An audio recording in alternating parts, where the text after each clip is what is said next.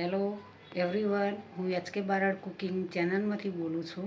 આજે આપણે બનાવીશું પોષક તત્વોથી ભરેલો એવી સરગવાની શીંગનો સૂપ। લીલી સરગવાની શીંગો છે તેનો સૂપ બનાવીશું।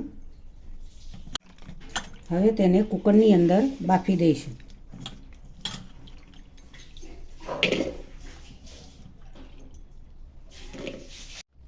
એક ગ્લાસ પાણી રેડીશું, મીઠું એડ કરીશું, હળદર એડ કરીશું,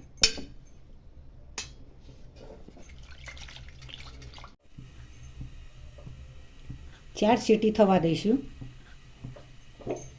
સરગવાની લીલી શીંગોને આ રીતે બાફીને તૈયાર કરી દીધી છે। હવે તેને આ રીતે ક્રશ કરીશું, દબાવીશું, ભાગી નાખીશું। એને તેનો સૂપ બનાવવાનો છે।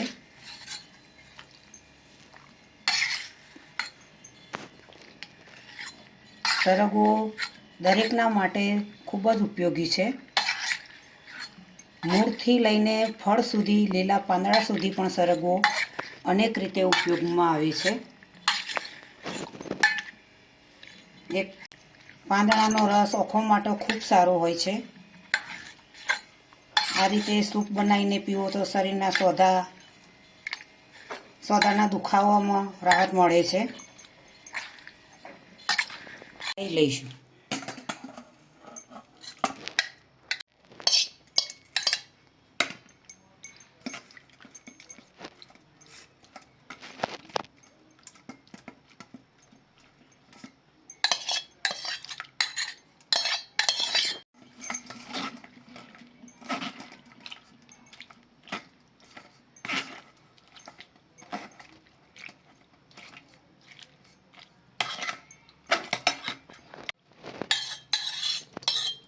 પાણી રેડીને આ રીતે બરાબર હલાવતા જવું।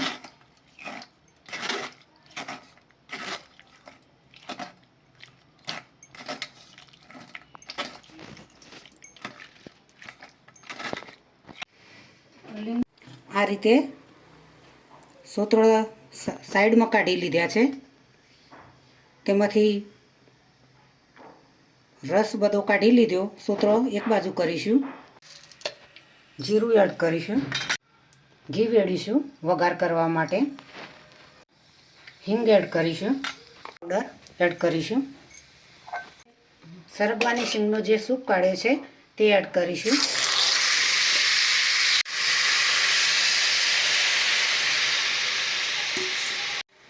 સંચર મીઠું એડ કરીશું, સ્વાદ પ્રમાણે મીઠું નાખીશું, હળદર નાખીશું, ધાણા જીરું પાવડર એડ કરીશું,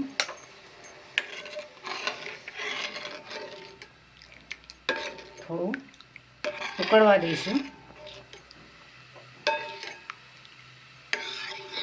ચાટ મસાલો એડ કરીશું। સૂપ તૈયાર થવા લાગ્યું છે। આ રીતે સૂપ બનાવીને ડાયાબિટીસના દર્દીઓને પીવાથી ખૂબ જ ડાયાબિટીસમાં રાહત મળતી હોય છે। લીંબુનો રસ એડ કરીશું,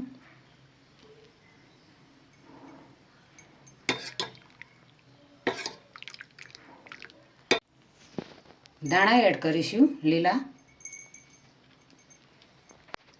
આજની રેસીપી મારી તૈયાર થઈ ગઈ છે મિત્રો। તમે જોઈ શકો છો કેટલો મસ્ત સરગવાની શીંગનો સૂપ બનાવ્યો છે। ઘૂંટણોમાં દર્દ હોય, કમરમાં દર્દ હોય તો આ રીતે સૂપ બનાવીને તમે રોજ નહીં તો 2-3 દિવસે તમે અઠવાડિયામાં પીવો તો શરીર માટે ખૂબ જ રાહત મળતી હોય છે। દુખાવા પણ ઓછા થતા હોય છે। તેમાં A, B, C વિટામિન આવતા હોય છે। તે રોગ પ્રતિકારક શક્તિ વધારે છે। ફાઇબરનું પ્રમાણ પણ ખૂબ જ હોય છે। અનેક રીતે સરગવો અમૃત ગણાય છે। ખૂબ જ ઉપયોગી આવે છે। આંખો માટે પણ ખૂબ સારો ગણીએ તો પૂરી બોડી માટે પણ સરગવો ખૂબ જ મહત્વનો હોય છે। સવારે કંઈક લીધા વગર, તમે બ્રશ કર્યા વગર આ રીતે સૂપ બનાવીને પીવો અને તેનો પાવડર તમે હુંફાળા પાણી સાથે પીવો તો શરીરને ખૂબ જ ઉપયોગી હોય છે, ખૂબ જ રાહત એવી મળતી હોય છે. કોઈ દવા કામ ના કરે તેવી આ સરગવાની શીંગ, સરગવાનું પાન ઉપયોગમાં આવી શકે છે. ડૉક્ટરની પણ જરૂર પડતી નથી આ રીતે દવા કરવાથી.